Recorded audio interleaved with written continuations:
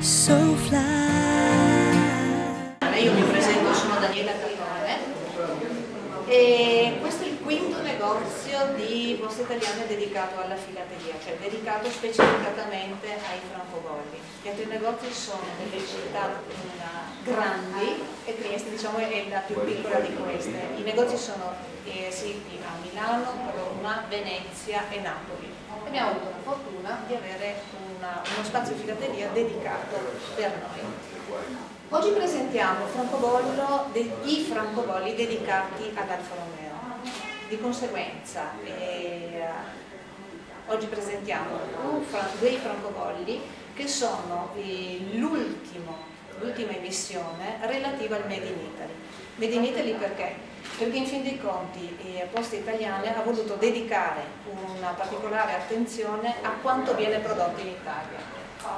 E sono state sempre, Poste Italiane è sempre stata sensibile al discorso delle macchine, ricordando le ultime emissioni dedicate alla Ferrari. Io vi faccio un excursus dei francobolli dedicati alle macchine, dedicate alla Fiat, di nuovo alla Ferrari, alla sicurezza stradale, come ci insegna il nostro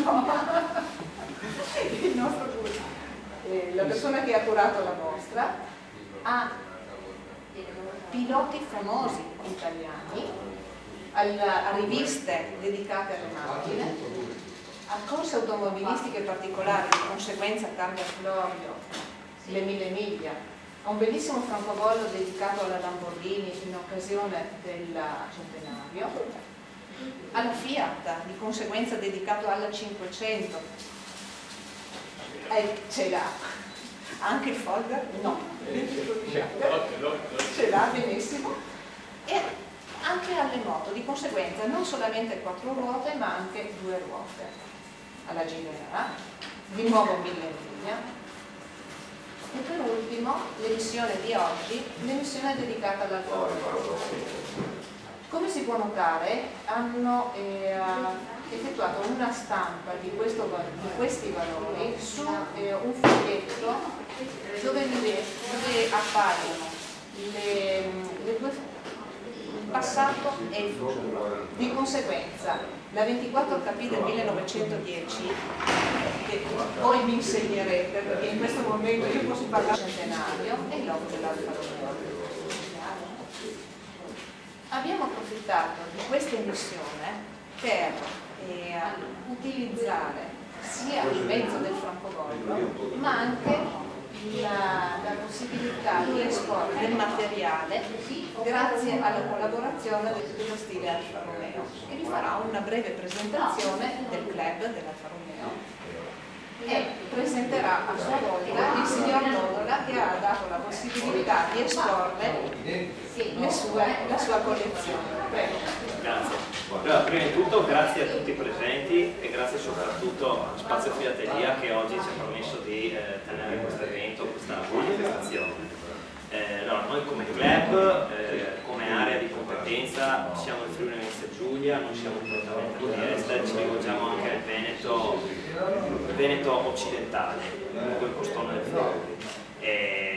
Noi operiamo a 360 gradi, di conseguenza il nostro club, la parola Alfa Romeo vuol dire qualsiasi tipo, qualsiasi marchio, qualsiasi modello presenti lo stile del piscione. Questa è una cosa molto importante perché sì, amiamo il conservatorismo storico, ma diamo la possibilità anche alle nuove generazioni di avvicinarsi al marchio, di viverlo in maniera non elitaria ed esclusiva, ma a gradini di avvicinarsi a quello che sarà la realtà storica dei loro modelli fotografati.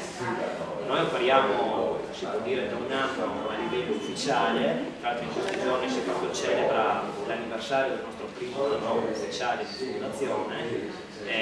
Siamo una realtà locale, però in crescita, abbiamo i nostri iscritti che fedelmente partecipano a eventi di vario tipo, come appunto nella giornata di oggi, ma possono essere raduni monomarca, raduni interessati anche all'interesse storico multimarca, come anche i raduni touring. Noi non discriminiamo nessuno, quindi invitiamo sempre chiunque ad avvicinarsi a noi, a frequentarci, a vedere e scoprire il panorama del Faro Meo. Oggi noi ci troviamo qui per un anniversario molto importante, perché noi oggi andiamo a festeggiare il compleanno della signora. La signora in questione è la Faro Meo.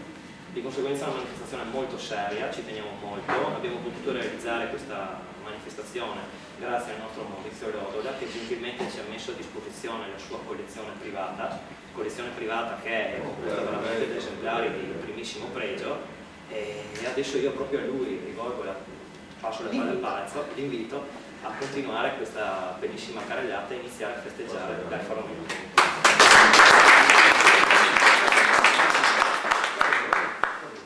Grazie, intanto anch'io ringrazio per la vostra presenza. Io fin da piccolo ho avuto la passione per Alfa Romeo, che mi ha passata mio papà, che tuttora è consulente dell'Alfa, ha fatto 40 anni in Alfa, e quindi la passione per forza è arrivata a me. Quella dei modellini è iniziata con lui con alcuni modellini più storici e poi è proseguita con me. Quelli che potete vedere poi esposti sono una parte della mia collezione privata, che si compone di 800 modellini di varie case, di varie marche, di cui ovviamente l'Alfa Romeo è la parte fondamentale, con circa 300-350 modelli, tutti diversi.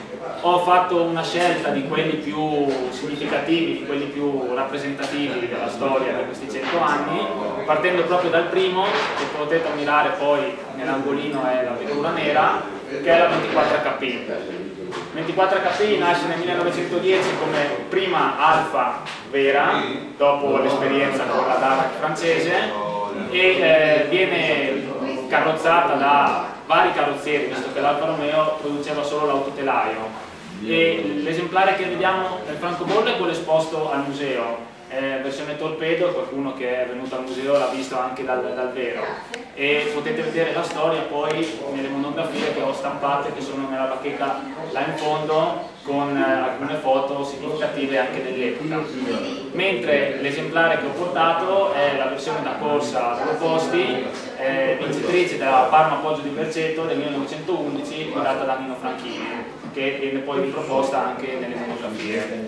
Dopodiché passiamo con vari altri modelli, gli anni, diciamo, della produzione piccola serie, produzione ancora artigianale, fino ad arrivare al 1009, che è la prima vettura a scocca portante dell'Alfa Romeo e la prima vettura prodotta in serie, e subito dopo abbiamo la Giulietta, la prima Giulietta, che è quella che poi darà il nome all'ultima nata in casa Alfa Romeo, anche se un nome un po' controverso, perché la Giulietta degli anni 50 non è la Giulietta che c'è adesso.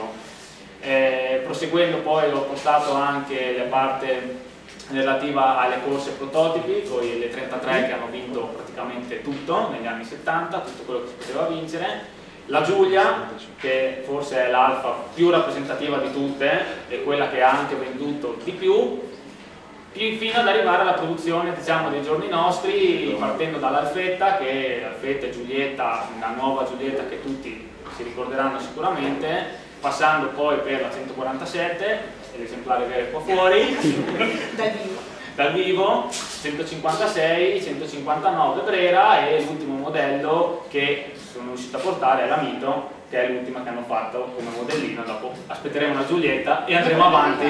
Come? Dovrebbe arrivare. Abbiamo spazio in filateria. Ecco, e quindi aumenteremo la collezione, che è sempre destinata ad allargarsi. Questo è quanto. Io vi ringrazio.